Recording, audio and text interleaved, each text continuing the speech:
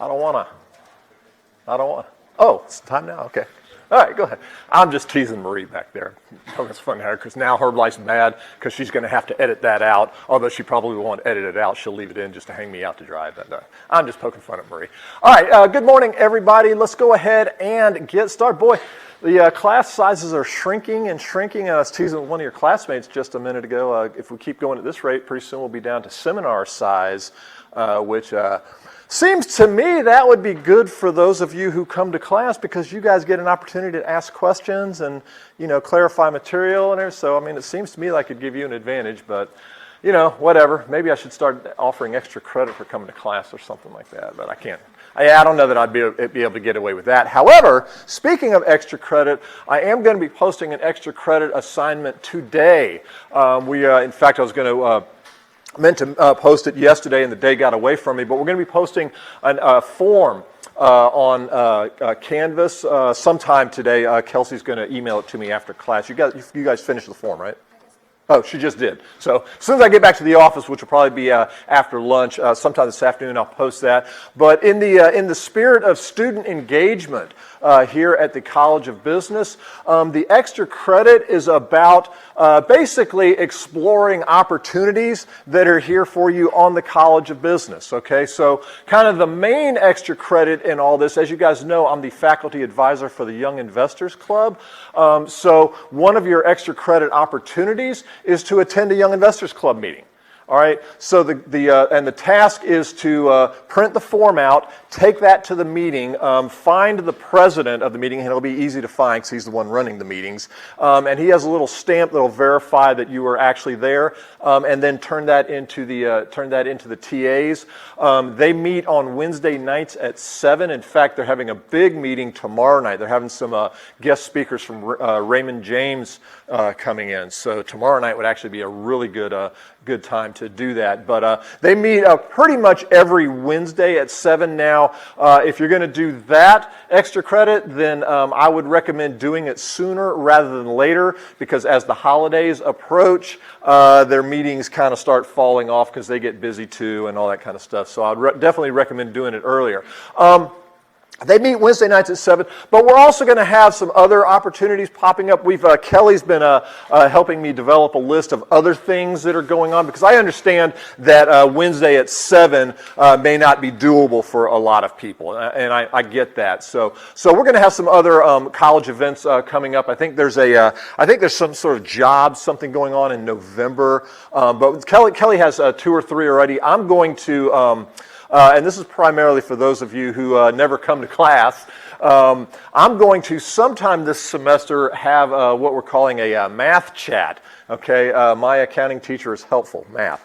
I didn't come up with that, one of the TAs did. But where I'm just simply going to be available. And you guys can come by and talk. We can talk about whatever we want to talk about. All right. I'm gonna try and do that at least once this semester, sometime other than at Wednesday at 7 o'clock. So that'll be another opportunity for you. When and where I'm going to do that, I don't know because I don't know how many people I'll actually have show up. I may have nobody show up. I may have 500 show up. I really don't know. Okay. But we'll be posting that today, and it will be worth 20 points in the course, which is 2% of your grade in the course. You're welcome. Okay, so to put that in perspective, what that means is that at the end of the semester, if you have a 68 in the course and you do the extra credit, that means you have a C. If you have a 78, finance majors, and you did the extra credit, that means you get a B. And so forth. Okay, so that's a whopper of an extra credit opportunity. And that's also acting as kind of part of the curve, which leads me to my next point. I looked at the grades and I posted an announcement about this, which I presume you all saw. But the grades looked pretty good overall. There was that one question. I don't know why everybody was missing it, but the grades looked pretty good, and all the questions were good. The TAs and I both, checked the questions 4 or 5 times, and we couldn't figure it out.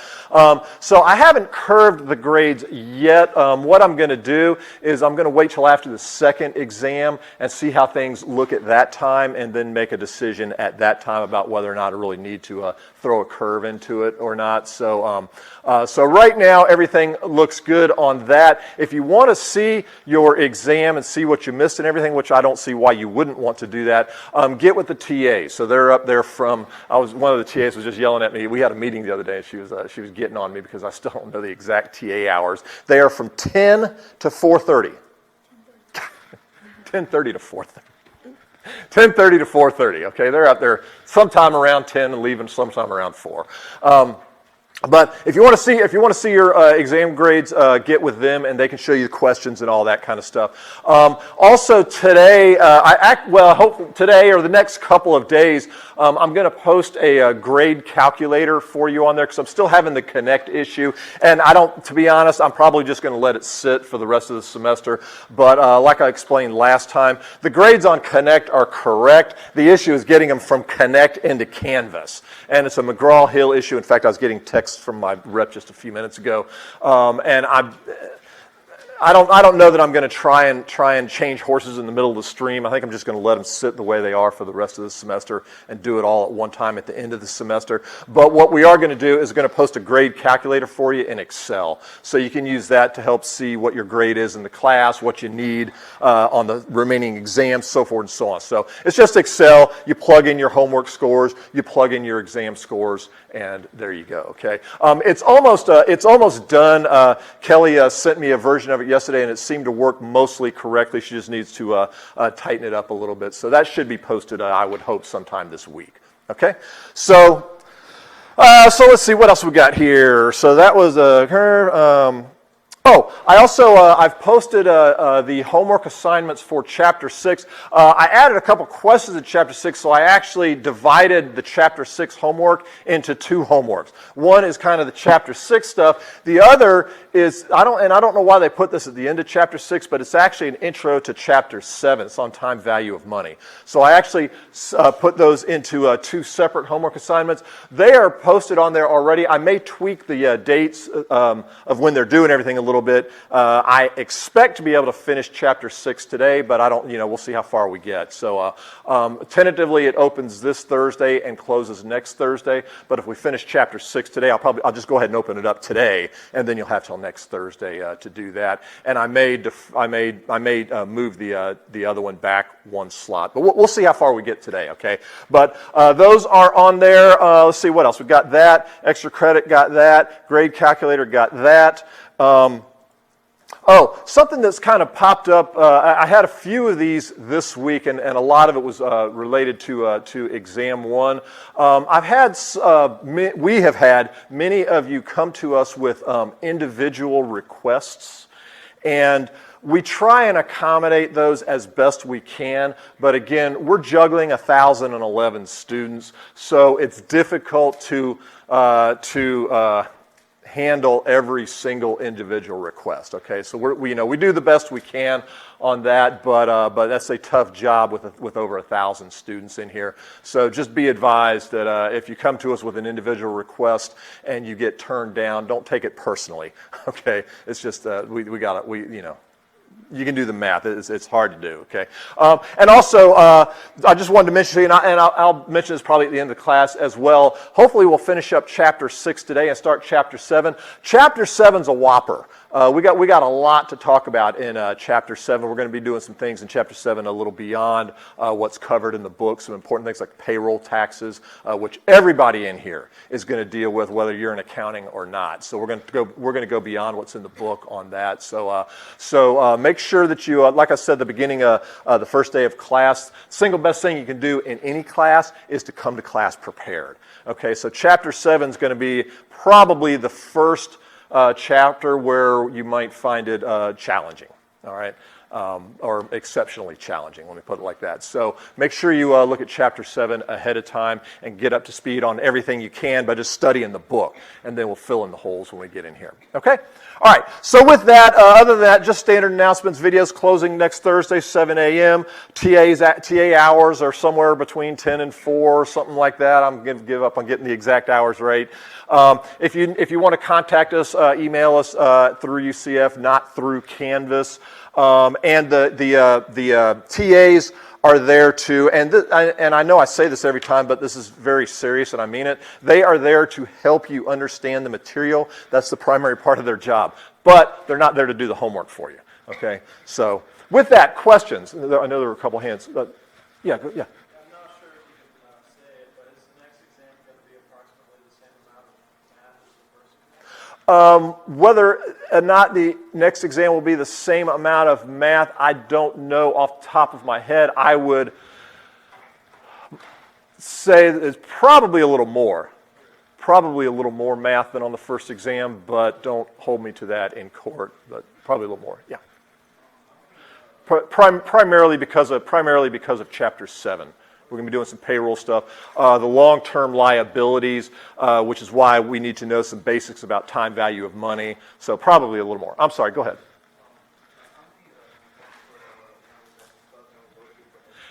How many what? Oh, you only need to go to one Young Investors Club meeting. Yeah, for all of the extra credit, the drill is, like I said, we're going to post a form on there, which will be posted on there later today sometime. And what you do is you print that form and take it with you, okay? If it's a Young Investors Club meeting, the president already has a stamp, and he'll just stamp it, and you turn it into the TAs, and you're good to go. If it's one of the other events, then either I'll be there or one of my TAs will be there, and we'll be the ones verifying it. And in any case, once you get it verified, you just take that form to the TAs, they record it, and you're good to go. Okay? Okay? All right. Yeah, I'll kind of work my way this way. Number of homework assignments, right now, I have 15. I'm not swearing that that's how many there will be in the end. There will be at least 13 or 14. I'm only going to count the highest 10. Yeah, which is a good deal. But because I split the chapter 6, now I'm up to 15. I mean, I'm not going to have like 25 on there. You know, I'm not going to get crazy. Although that would be good for you, because the more I have on there, the more you get to drop.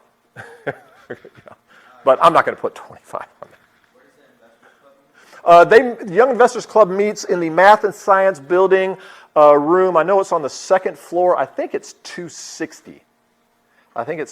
I'll post that on the announcement when I post the extra credit. But I'm Math and Science Building. I know they're on the second floor. Big auditorium, kind of like, in fact, it's actually bigger than this room right here. Well, that's about the same size. And I believe it's 260, maybe 206, but I'm pretty sure it's 260. Okay, yeah. They're meeting on the first floor? I just was there last week and they met on the second floor. Oh, well, it's the ground goes up. Is that what you're saying? Okay. They also have a Facebook page. Look them up on Facebook under Young Investors Club at UCF, and you'll get it. In fact, in addition to all that, what I'll do is I'll post the president's email address on there, and you can email him also. Okay, he'll love me for that. But okay, other questions? Other questions? Yeah, the president's easy to find because number one, he's running the club. Number two, he looks like Steve Jobs, so he's easy to find. Questions? Other questions? Going once? Okay, all right. So yeah, we'll have that posted this afternoon. So Kelsey, email me. Yeah. I'll remind you about the extra credit. Or you emailed me the form, didn't you? Okay, all right, we're good. Okay, then let's go ahead and get into some accounting material here. Last night when I was thinking about you all, yes, believe it or not, I do think about you all quite a bit.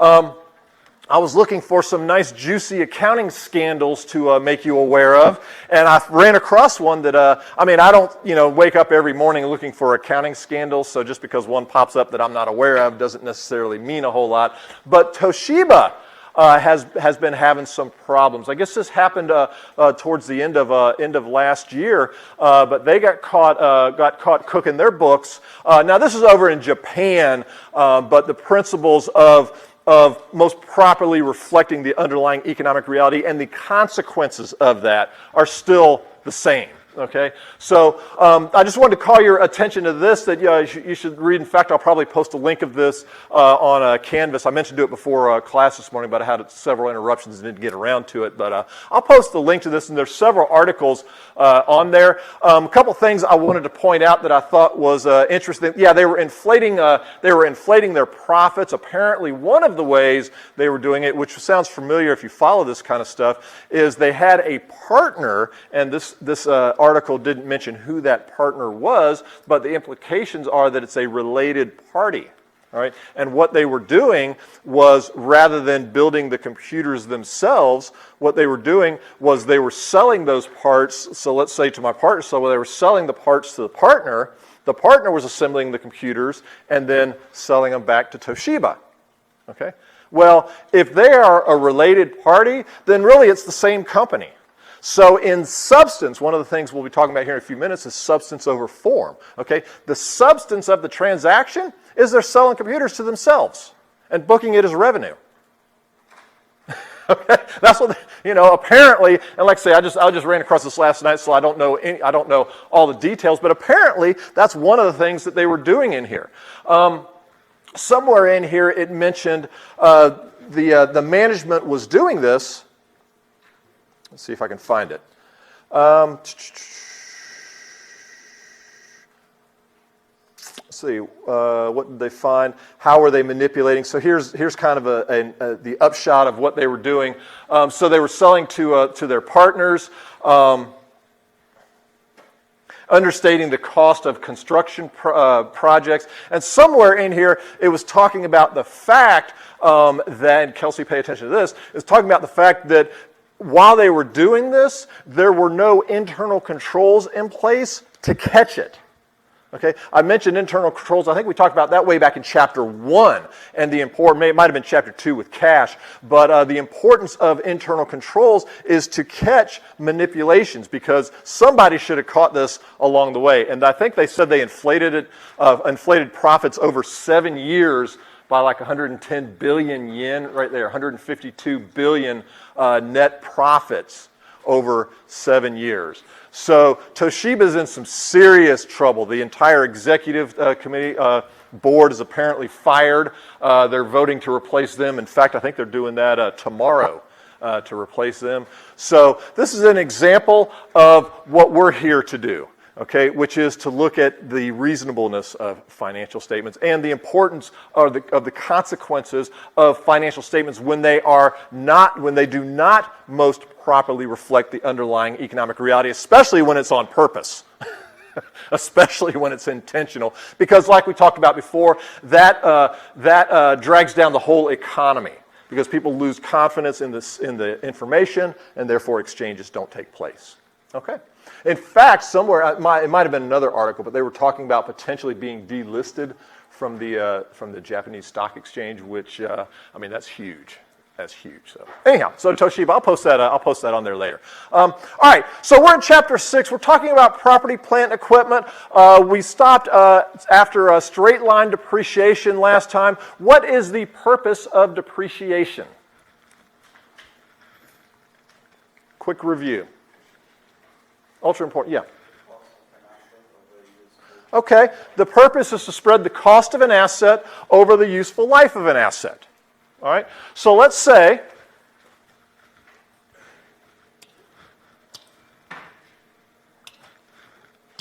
I think I'm finally getting the hang of this. Okay, so let's say you're looking at some financials. There is a machine on there for $75,000. It's taken $20,000 in accumulated depreciation. Therefore, the net machine is $55,000. Exam question, true or false? Not that I would put that on the exam, but true or false? This machine's worth $55,000. False. Very good. Why not? Actually, for 2 reasons. No, not because it doesn't recognize the salvage value. Not because it doesn't recognize the time value, okay? Good example, right answer, but for the wrong reasons. Because that net is just showing the cost being spread out between the years. Okay. Okay, close. Yeah, that's one of the reasons is that the accumulated depreciation does not represent the decline in the fair market value of the machine. It reflects spreading the cost of the machine over the useful life of the machine. Okay, and the other reason, of course, is because the machine's carried at historical cost, not at fair market value. All right, so this net machine, the machine's book value is $55,000. But that does not mean that its fair market value, what it can sell it for, is $55,000. Okay? That's a huge point in this course. Questions? Questions? Okay. So that's the purpose of depreciation. There we go. Purpose of depreciation. We talked about straight line depreciation. In fact, what we started talking about was two types of depreciation: straight line, double declining balance. There are other types of depreciation. Some of the years digits, and it kind of gets crazy with other types. But for financial statement purposes, not tax, but for GAAP purposes, what type of depreciation can companies use? This is a review. We talked about this last week. They can use straight line, yes. Is that the only thing they can use? They can use double declining balance. What's the guiding principle of what they can use? Okay, we talked about this last week. They can actually use any method as long as it's reasonable and consistently applied. Okay, as long as it's reasonable and consistently applied. Reasonable, you guys all know what that means. Okay, most properly reflects blah, blah, blah. Most consistently applied, they can't be changing every year. Okay, they have to stick with that method. Okay? All right, but the two more common ones, in fact, straight line is the most common. We talked about this last time. We talked about how straight line was calculated. Make sure, we talked about all this last time, but make sure you tune in to the effect of the estimates in this on the information that we use as decision makers. Okay, so if they're trying to increase their earnings, then how might they do that with the estimates on depreciation? Okay, if they were trying to lower their expenses, how might they do that with the estimates in depreciation? Okay, now I didn't say they should do that. What we're talking about is their incentive. Okay? So we talked about all that last time. We went through this example where you had a machine, cost $50,000, salvage 5 over 5 years. So we went through all of that. Notice when we did this that when it's being depreciated over 5 years,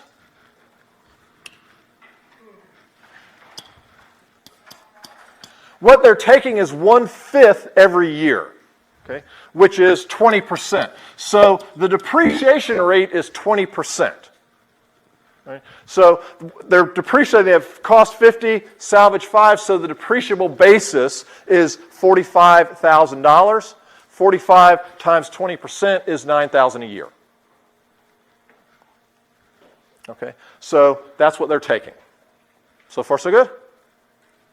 Okay.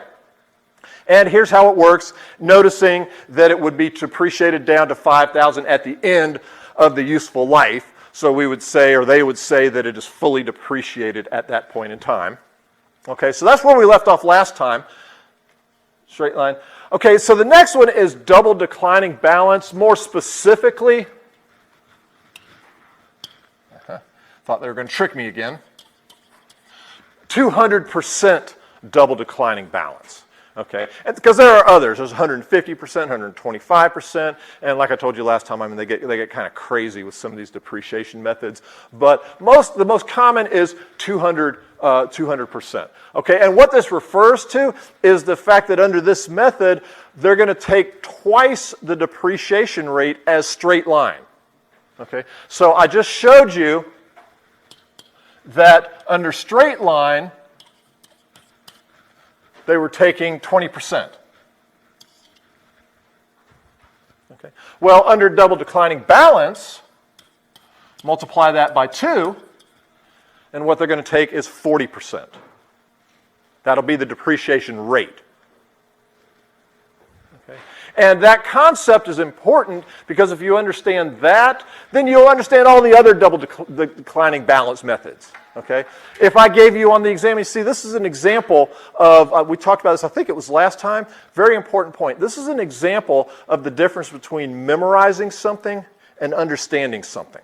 Okay? Because this is the concept right here. So I could stop right there and say, that's 200% double declining balance. Okay? Now, if I got on the exam and said, well, they're taking a declining balance, but it's 150% declining balance. Would you be able to figure out how to do that? Yeah, how? Yeah, they're taking 1.5 times the straight line depreciation. Okay, so instead of 2, it'd be 1.5, in which case they'd be taking 30%. Okay, that's a good example of going beyond just memorizing a bunch of junk. Okay? So anyhow, so that's the concept, and what they're going to do is take that rate and multiply it by the book value. Questions so far, before I proceed? Questions? Okay. You know, this is actually feeling more like a normal class with kind of a workable group of people where we can actually have some dialogue. Yeah. Not sure if you covered it. I'm sorry, what's the what? Benefits of doing one way or the other. Okay, the benefits of one versus the other. All right, that's a good question. Let me tweak it a hair. What's the difference between straight line and double declining balance? Or what's the effect? Because we did talk about it last time. Yeah, wait. Since you're dressed so nicely, yeah. Double declining depreciate faster. Correct. Exactly. Okay, so double declining is what's called an accelerated method. It's an accelerated depreciation method. So what that means is that there's going to be more depreciation taken in earlier years. But there will also be less depreciation taken in latter years. So over the life of the asset, the same amount of depreciation is going to be taken either way. Okay, it's just a timing issue as to how much is taken each year over the life of the asset in this case. In fact, when we talked about this the other day, although it was a poor chart, this is the chart right here. Okay, so straight line taking the same amount, accelerated, taking more in earlier years and less in latter years. You'll also see this when we get to tax depreciation here in a few minutes. Okay. Yeah. Is there a specific spot in its useful life that you start to change the amount that you depreciated? For financial statement purposes, no, there's not a point where you change the amount in terms of the formula. I mean, the depreciation expense each year would change under double declining. And I mean, you'll see that in just a second. There's not a certain specific time. There's not a specific time that would happen, no. I think you'll see that in a second here, and if you don't, we'll come back to it, yeah. So with the double declining, you'd be doing 40% of the balance each year? We're getting right to that.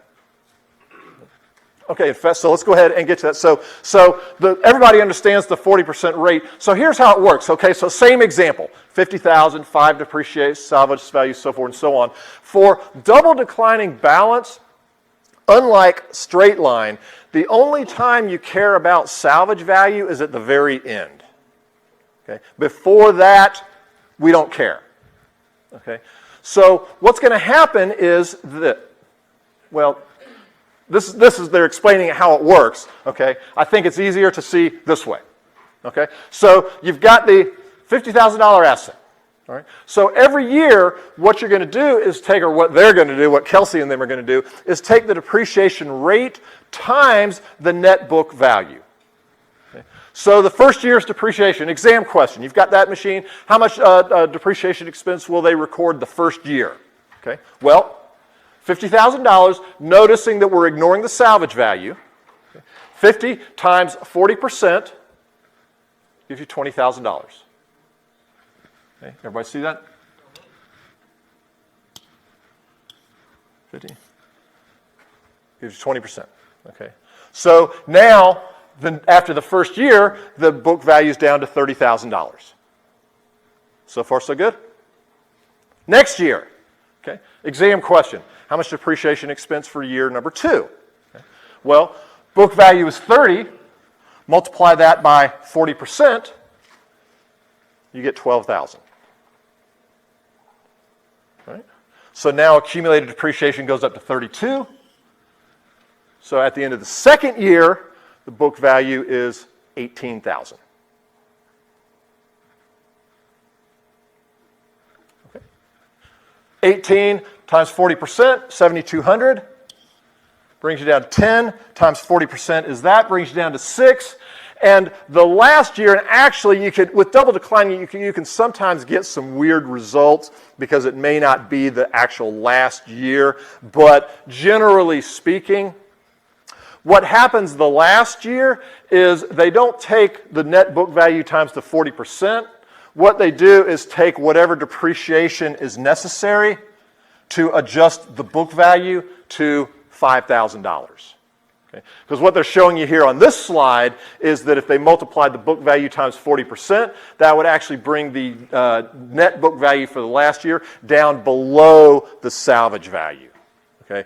And you don't do that. So the only time, what I said at the beginning of this, is the only time we care about the salvage value is in the last year. So that last year's depreciation is going to be whatever is necessary to adjust the book value down to the salvage value. Okay. So that's the only, under double declining, that's the only time they care about book salvage value. Before that, it's irrelevant. Okay? Questions? Okay, good. Noticing, going back, it came from over here somewhere, noticing that under straight line, what they would have taken is 9,000 each year. Okay? So this being an accelerated method, okay, the first 2 years, they're taking more depreciation expense. The last 3 years, in this case, they're taking less. So prime area for exam questions, how would that affect the various ratios? Okay. If they chose double declining over straight line, how would that affect net income? Okay. Well, double declining is going to be lower. All other things being equal, it would be lower because they're taking more expense. Okay. All right. Questions? Questions. And just a reminder, that's the perspective that we're always coming from in here. I didn't say it was the only perspective, but that's like the common denominator through this whole course. That's the perspective we're coming from, is the decisions that they're going to make over in the accounting department, how's that going to affect our information? Well, if they choose an accelerated method, there's going to be more expense. Therefore, there's going to be less net income in the earlier years. In latter years, it'll be different. So for some reason, we may want more expenses in the earlier years. Okay, because maybe we're expecting some lean times later on. All right? Now, that shouldn't drive our decision. What should drive our decision is whatever most properly reflects the underlying economic value. So if this machine was more useful in earlier years and more productive in earlier years, then generally speaking, I think it would be more appropriate to use an accelerated method, even if, regardless of what that does to net income. Okay, and I saw a hand. Question? Did it? Good, okay. I love it when I answer questions before they're asked. Yeah? Just to understand better, so at the later years, net income gonna go up because you're gonna, on the accelerated method, you're gonna take less. Yeah, but let's be careful of our wording. It's not that net income would go up, it's that net income would be higher relative to straight line. Relative to straight line. Again, noticing that over the 5 years, it's going to be the same. It'll be equal over 5 years. This is a timing issue. Okay? But it's not that net income would be higher. It's not that net income would go up. It's that it would be higher relative to straight line. Okay? Other questions? And keeping in mind, none of this has anything to do with cash flow outside of the initial purchase. Outside of that, none of this has anything to do with cash flow. So earnings per share are being affected with no underlying transactions, if you will. Yeah? Is there anything that you can do that would that would flip this? Like, for example, the 20,000 would be in year 2018 and the 1,480 would be at the top? Oh, flipping, so instead of depreciation declining like this, it would increase? Well, I am not familiar with such a method. But again, if it's reasonable and consistently applied, then it would be allowed under GAAP. Don't ask me for an example of that because I have no idea. But if it's reasonable and consistently applied, then yes. Yeah. Good question. Does this affect the balance sheet? Yeah, because it's affecting accumulated depreciation, contra asset. Okay, so there's another good exam question for you. If they chose double declining rather than straight line, would their assets be higher or lower? And the answer, by the way, would be lower because there's more depreciation expense being taken, therefore accumulated depreciation would be higher. Contra asset, therefore assets would be lower. Okay, very, very good. All right, and here's a chart that doesn't really do a whole heck of a lot for me, but if you like it, great. Units of production, we haven't really talked about. We'll talk about that with depletion more than with this. Again, this is getting back to more in the earlier years, so forth and so on. Okay, so what we just talked about was depreciation for financial statement reporting. Okay, we're going to talk about taxes at the very end of this course because it's important. Everything that we do in business has a tax consequence. So it's important to at least understand the basics of taxation. All right, I told you last time, I've never seen a set of books that does not have depreciation on it. So if you're dealing with financial reports at all and in your own business, depreciation is going to be a fact of life. Okay, so let's take a brief look at how things are reported for, depreciated for tax purposes, and you can rest assured when I tell you brief.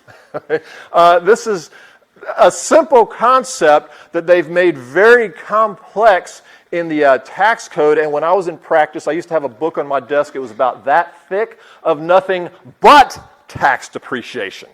It was nothing but depreciation. And they get crazy with this stuff, okay? We used to make, I think we used to make 4 depreciation calculations for every client, for their financial statements, for their tax return, for alternative minimum tax, and there used to be what's called an ACE adjustment. I don't know if they still have it or not. But it was 4 depreciation calculations for every single client, all right? So, with that, what we just finished talking about was for financial statements, for depreciation, they can use whatever they want as long as it's reasonable and consistently applied. That is not true with tax depreciation. For tax depreciation, whether they like it or not, they are under what's called Modified Accelerated Cost Recovery System, okay, MACRS depreciation. Okay. So the IRS tells them how to depreciate the assets. Okay. And there are some key differences that you should be aware of from financial statement and taxes. But before we get into those technical differences, there's also a difference in the incentives. Okay? And this is important because mostly what we're doing in this course is coming at things from the perspective of the financial statements. Okay, so normally when we talk about management's incentives, what would they do? We're looking at it from the perspective that they would want to make their company look better. Okay, forgetting about the conservative principle when I talk about their incentives, want to make it look better. Well, with taxes, it's usually the opposite. Okay, so because with financial statement report, they want their income to be good to attract investors. But for tax purposes, they want their income to be low, they want it to be bad, so they don't have to pay tax on it. So the incentives are opposite. All right? So on the exam, and more importantly in real life, make sure you're aware of that. So if I ask you on the exam about management's incentives, make sure you pay attention to whether I'm talking about the financial reporting or the taxes. Okay? Now, in the absence of other information, if it's not real clear to you, then it's pretty safe to say that it'd be from the financial reporting purposes, because that's primarily what we're doing in here. But just a heads up on that. So, all right. So with that case, there are 3 key differences between financial statement reporting and tax reporting. The first of which is salvage value is ignored for tax purposes. Said another way, there is no salvage value. They assume salvage value is 0. Is that good? Exam question. Is that good or bad for us? Why? Because if there's no, because if there's a salvage value, there's no guarantee that you'll get that for return, so you kind of under appreciate. Well, it's true that salvage value is not a guaranteed sales price. You have no salvage value, and you have no resale, so that's less money that your company's making. Well, just because you don't have salvage value doesn't mean there's not a resale. It's an estimate, but no. Again, the right answer is for the wrong reasons. Save the left side of the room. I'm sorry, go ahead. Depreciation expense can be higher. Therefore? You're right, stay with it. Correct, therefore. You're right. What he said was that the expense would be higher. Is that correct? Yes. Okay. I asked him, therefore, and he said income would be lower. Is that correct? Yes. Why is that good? Outstanding. Because for tax purposes, that's what we want because we pay less taxes. Okay? So having no salvage value is actually helping us out. Okay? All right. And number two, and you'll see this on the next slide here, unlike for financial reporting, the IRS tells you what the useful life of your asset is, which most of the time is pretty straightforward. I mean, cars, 5-year property, desks and chairs, 7-year property, buildings, that's changed around a little bit. It used to be 31, then it was 39 and a half. Yes, I said 39 and a half, not 39, not 40, 39 and a half. Don't ask me why. And it's changed around a little bit, so I'm not exactly sure what those are now. Computers, I think, are 3 years. So most of them are pretty straightforward, but not even the IRS can identify every possible asset that you could have. When I was in practice one time, I had a client that owned racing dogs. And how do you depreciate a racing dog? I don't know. So I was looking it up in my book that's this thick, and there was nothing in there about racing dogs, but there was something in there about racing horses. And they depreciate racing horses, at least at that time, they depreciated racing horses over 3 years. So that sounded reasonable to me. So we depreciated our greyhounds or their greyhounds over 3 years, never got audited, so I guess the IRS liked it well enough. But they tell you what the useful lives are, yeah. Companies usually pass on that useful life from IRS to the regular financial statement reporting. That's a good question. They could use the useful life for financial statement reporting purposes as well. In fact, that could be used as justification because remember, the useful life for financial statements and really for this as well is just an estimate. They really don't know how long it's going to be useful, but it's an estimate. So this would be good reference as to whether or not it's reasonable. So yeah, so they don't have to do that, but I think it would be a good basis. Okay, the other one is what's called the half-year convention. It's not on the slide here. It's called the half-year convention, and this is important for you guys to know. That machine that we were just talking about a few minutes ago, I think that was placed into service on December 31st, so it was nice and clean right at the beginning of the year. Well, let's say instead it was placed into service March 16th. Okay? Well, for financial statement purposes, that first year's depreciation wouldn't be a full year. You'd have to allocate it over partial years starting at March 16th. Okay? Not the end of the world, but a minor headache. An inconvenience, okay? Not the end of the world. So that's what they would do for financial statement reporting purposes. For tax purposes, the half-year convention, says that regardless of when the asset really was placed into service, it's assumed that it was placed into service halfway through the year. Therefore, the first year's depreciation, they get a half year. And then full year, and then get another half at the end. You'll see that in just a second. Okay? It's called the half-year convention. Okay? Convention, like a meeting. Half-year convention. Questions so far? Yeah. So that means if it was on December 30th, it would still come in? You're reading my mind. Given the half-year convention and that you guys are smart people in training to be smart business people who want to take advantage of the tax laws so as to maximize the profit in your business. There's nothing wrong with that. How would you possibly use this? And it's kind of the flip of what you just said. It kind of depends on what you need for your net income. Like you're trying to, Well, yeah, it would depend on what you need for your net income, but more generally speaking. The other way. By the end of the year. No, what you would do is, given just this information, is buy all your assets at the end of the year. So you're not buying them until December, but you're still getting a half year's depreciation on your tax return for that year. That would be the incentive. Okay?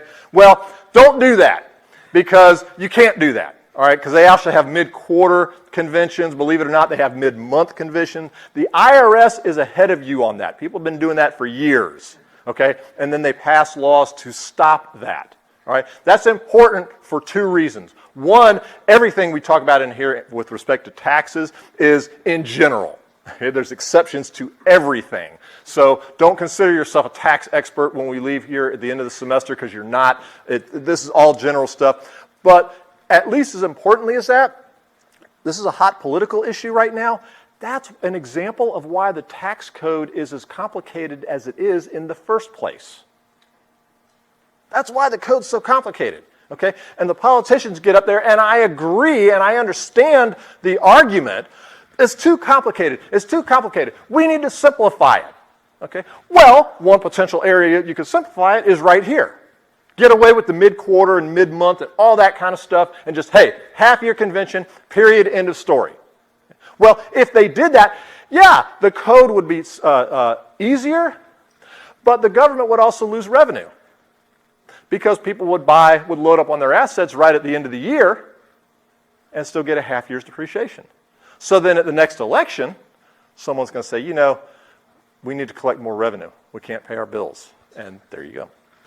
Okay? That's why the code is as complicated as it is in the first place. Okay? Remember that next time you hear conversations about flat tax and simplifying the tax and all that kind of stuff. And I agree with the concept of that. I mean, don't misunderstand me. I agree with the concept of that, but it's a simplistic way of looking at it. Yeah.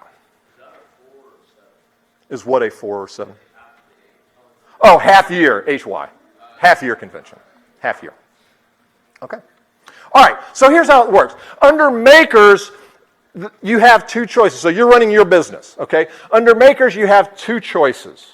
All right, and I'm going to say always with the qualifier that in tax, well, I guess none of you will be taking tax in here, but if for some reason you hit your head one night and decide to sign up for a tax class, Kelsey, pay attention to this one. The correct answer to any tax question is, it depends. Because that's true. There's exceptions to everything, okay? So it depends, all right? But under makers, you have two choices, okay? That is to either take the accelerated method or to take straight line, okay? So you can almost always do one of those two things, all right? So if a company takes the accelerated method, or you take it in your company, okay, here's an example of one of the tables, all right? So notice they have 3-year, they got me. They have 3-year, 5, 7, 10, 15, and 20-year property. So you just got to look up in the depreciation book to see whatever the property is that you're depreciating. You got to find out what the useful life of it is, what the recovery period is. Okay, and then these are the rates that you would take. So it's pretty simple. You got a $50,000 asset that you're depreciating over 5 years. The first year's depreciation is 50,000 times 20%. And I know it's probably a little hard to read there, but this says 20%. Okay? Second year, 50,000 times 32%. Okay? So forth and so on. Okay? So it's pretty simple. Okay? But notice that for 3-year property, it's being depreciated over 4 years. For 5-year property, it's being depreciated over 6 years. Because of the half-year convention. Taking a half year the first year, then the remaining, and then a half year at the end. Okay? And in the same light, notice that the first year's depreciation is actually less than the second year's depreciation, because they're only getting half that first year. Okay? All right, so this would be another accelerated method. All right. So same conversation we had before. So far, so good? Okay. And under, like I say, under makers, they also have the option of taking straight line. Right? So under straight line for the same asset that we were just working with, this is how it would work. Okay. So it's same concept, but notice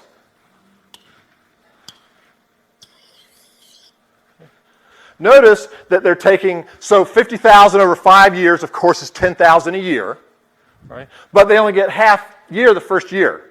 So they're getting 5,000 the first year, then they're taking their 10,000, and then they get 5 at the end. Okay?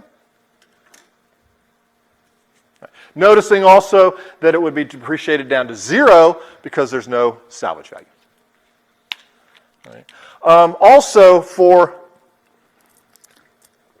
probably all of these reasons, depreciation for financial statement purposes will almost, I'll say, always be different than depreciation for tax purposes. Therefore, the company's profits on the financial statements will almost always be different than the profits on the tax return, if for no other reason than depreciation, assuming they have depreciation. Okay. Again, I've never seen a set of books that didn't have depreciation. I've never seen one where depreciation was the same on both the financials and even if they're estimating the same useful life, and even if they're taking straight line, then the half-year convention would kick in and make this different than what's on the books. Okay. All right, questions about any of that while I catch up in my notes here. Questions, let me make sure talked about that, we talked about that, we just finished talking about that. Questions about that? Okay.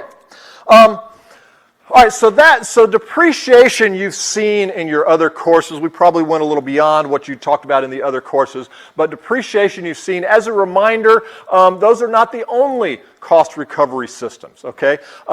Intangible assets are also, the cost of intangible assets are recovered under amortization, amortized, okay? And by the way, we're back to financial statements now, okay? So that was a quick insert of how tax depreciation works. Okay, but now we're back to financial statements.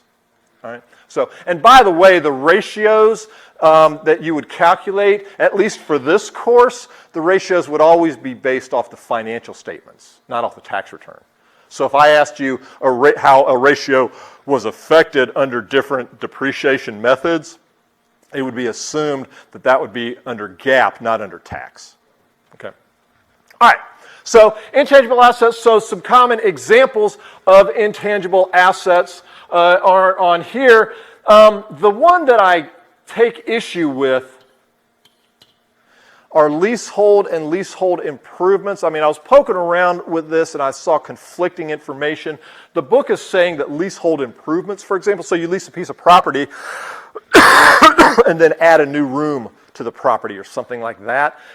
They're saying that that would be amortized, and I don't believe that. I think it would be depreciated. So I'm not gonna bust your chops on that on the exam. Okay, whether this is amortized or depreciated. I mean, clearly there would be some cost recovery there because you're extending the useful life and the value of the asset. So clearly there'd be some cost recovery. But whether or not leasehold improvements would be depreciated versus amortized, I'm not gonna do that with you on the exam. Although part of it would depend on what the asset was in the first place. Okay, but I question that there. Okay. But with that aside, kind of the biggies, okay, patents, copyrights, and trademarks. Okay, they're going to be amortized over the shorter of their statutory life or their useful life. The shorter of their statutory life or their useful life. Okay, and you guys all know what these are. Goodwill, which is important because you see goodwill a lot, particularly on big successful companies. Goodwill is not amortized. It used to be. I always have to, every time I teach this, I have to look it up because it used to be amortized, but it's not anymore. Okay? Goodwill is not amortized, but just like pretty much any other asset, it might be tested for impairment. Okay, so it might be written down under some circumstances, but it's not going to be amortized. All right, we'll talk more about goodwill in just a minute. Okay, so that's kind of the big picture of amortization. Patents, the useful life on those, I believe, are 20 years. Okay, copyrights would be the life of the artist plus 70 years. Okay, trademarks actually don't have a useful life, or I mean, don't have a statutory life. So trademarks wouldn't be amortized unless you could estimate a useful life on them. Okay, so that one's kind of tricky. So make sure you understand the big picture here. I mean, you should know the details of it well enough to pick it out of a multiple choice lineup. Okay, but the big picture here is goodwill is not amortized. These three here are amortized over the shorter of their statutory life or their useful life. Okay. Oh, and franchises. Franchises would just be over the useful life. Okay. Buddy of mine, he's not really a buddy, just someone I know, just bought a 7-Eleven. Bought a 7-Eleven franchise. And the agreement is 10 years. So at the end of 10 years, they both decide whether or not they're still in love with each other. Okay. So his franchise costs would be amortized over 10 years. Okay. All right. Questions about that? Questions so far? Okay. Calculating amortization is pretty darn simple. It's straight line. I've never seen it. I've never seen amortization other than straight line.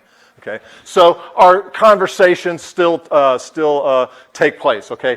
How does it affect the ratio if the estimate goes up, estimate goes down, so forth and so on. Okay. So amortization is just a straight line calculation. Pretty simple. Okay. All right. Goodwill, which is common on financial statements. What is goodwill? Well, yeah, there is a goodwill charity, but this is goodwill on the financials. Yeah.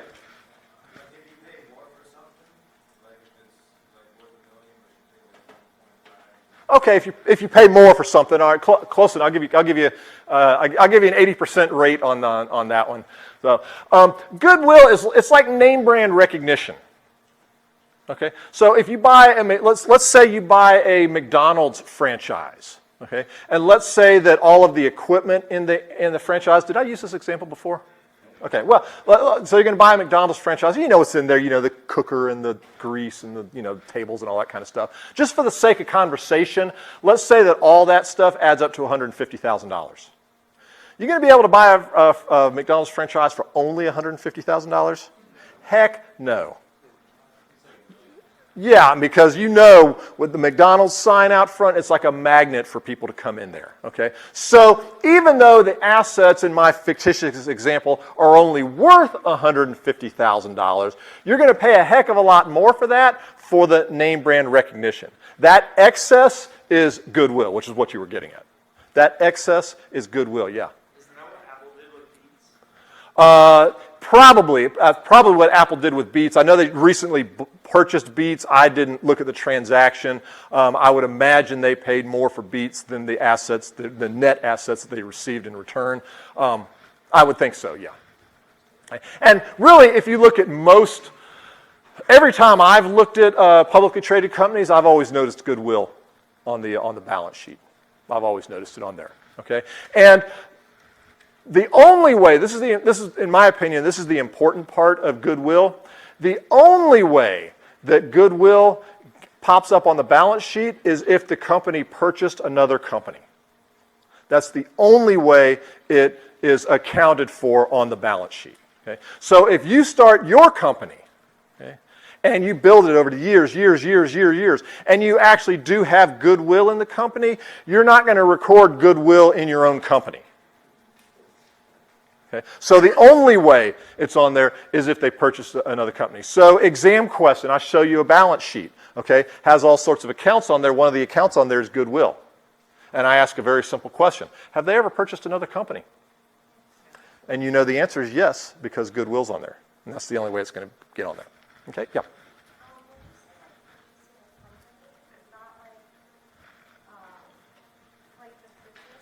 Yeah.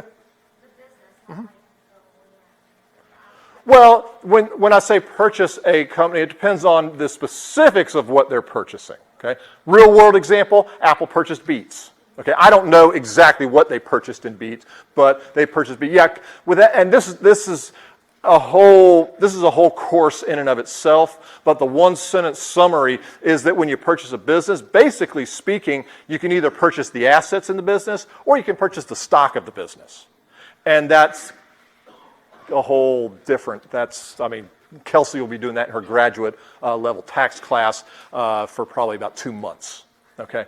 But a fictitious example, this one right here, okay? So we got this company, all right, they're willing to pay $1 million to purchase James Company's assets and assumed liabilities of $200,000. Okay, so what we have here is this James Company has assets on their books of, they almost got me again, I shouldn't say they're on their books. Their assets are worth $900,000. Therefore, will they see $900,000 on their balance sheet? Probably not, because it's at cost, not fair market value.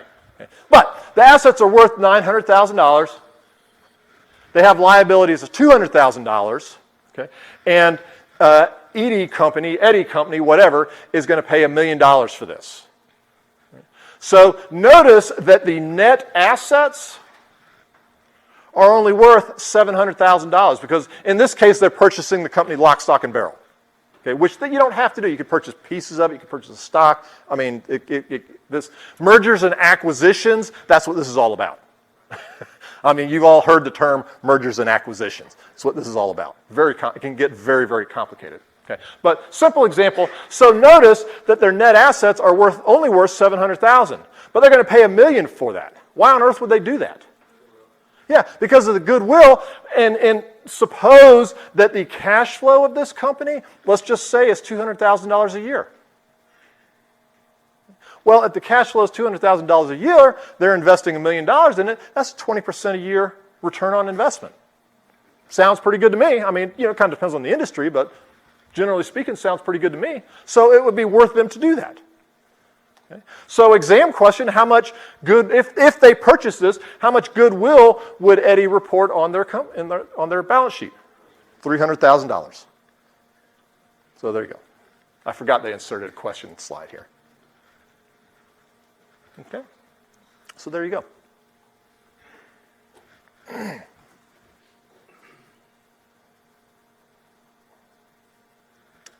Okay. So the important parts of goodwill, in my opinion, number one, the only reason it's on there is because they purchased a company. Number two, it's not amortized. It is an intangible asset, but it is not amortized. It just sits there. Yep, it just sits there.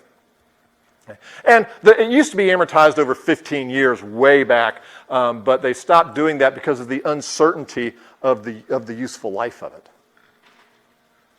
Okay.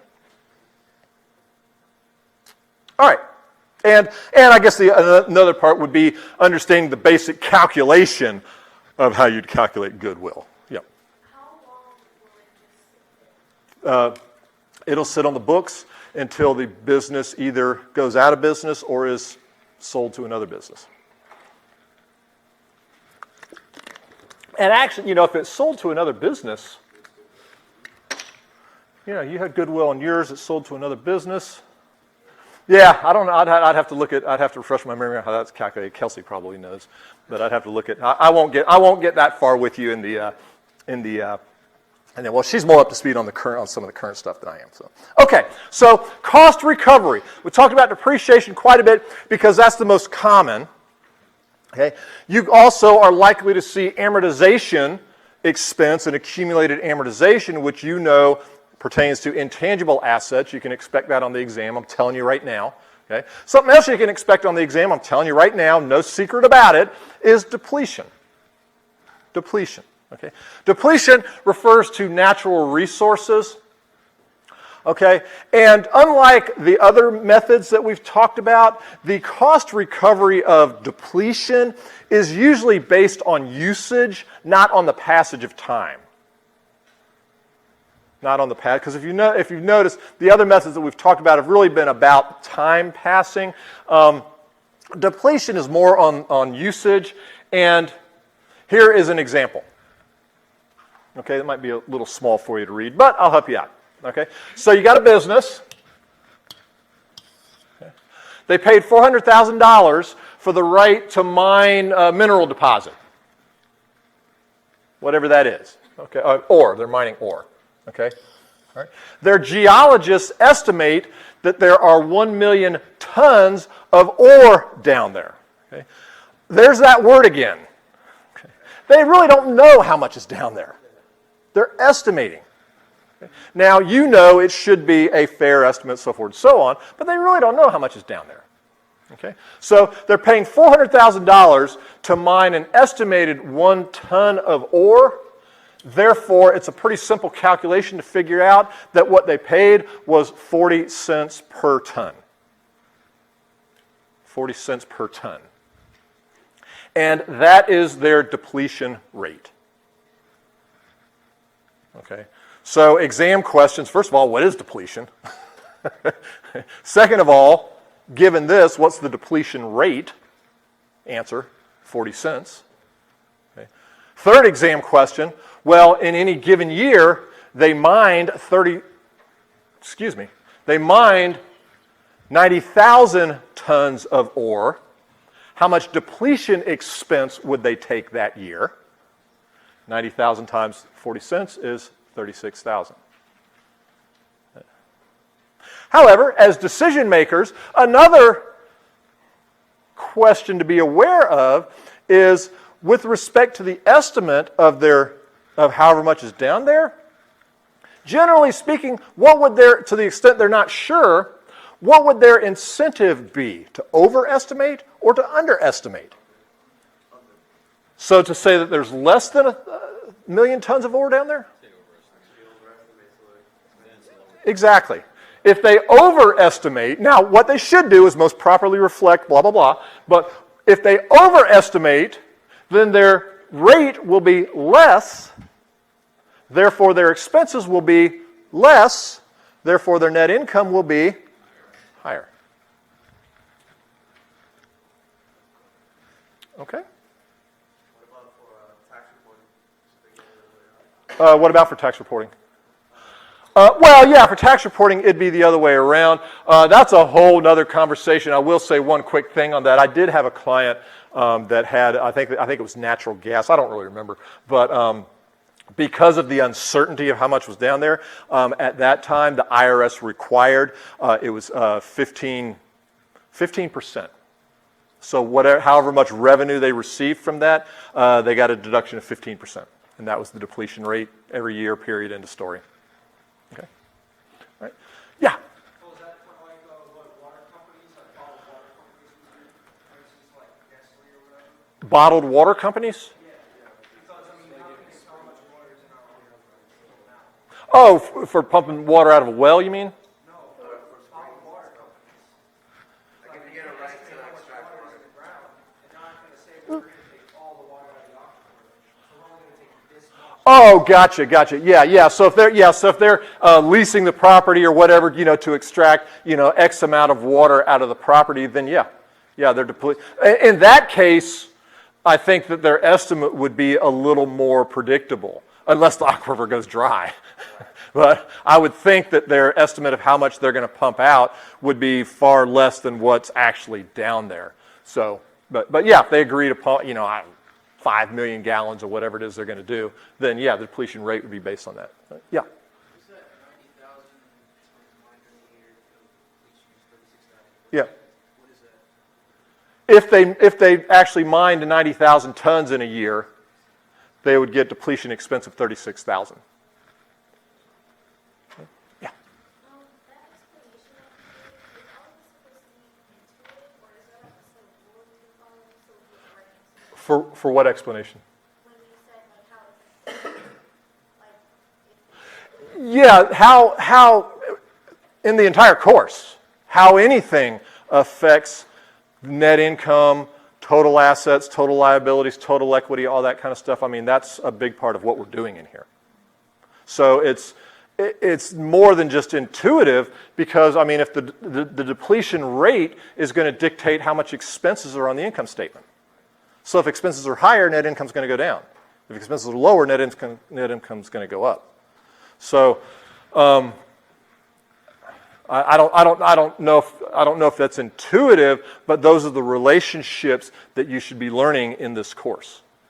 Because again, we're coming at it from the perspective not as CPAs, but as decision makers. Okay? So we're going to send Kelsey away and say, hey, Kelsey, figure out what our depletion rate's going to be on this. Okay? And she comes back and she says, well, we could do it a couple of different ways. Okay, so she crunches the numbers, comes back and says, well, we can do it a couple of different ways. Okay, we want to know as decision makers how that's going to affect our information. Okay, all right, let's see what, okay. So just kind of a button on here, some other non-current assets. So just some examples on here. Taxes. This is actually very complicated, deferred income tax, assets and liabilities. Very complicated area. We're going to look at the overview of that right at the end of the course. Actually, we might hit it before that, but we'll be looking at that a little more closely because that's not only is that very common on financial statements, it's also a very common area for where companies manage their earnings. Because it's complicated, therefore a lot of people don't understand it. So if you understand it better than they do, then you make better decisions than they do. And that's the purpose of this course. Okay? All right. So that's a good place to stop today, but don't run away yet because on Thursday we will pick up with leases, which I believe wraps up the chapter. Yeah, so we'll pick up with leases, which will take maybe 10 minutes or 15 minutes to go through. Listen, very important.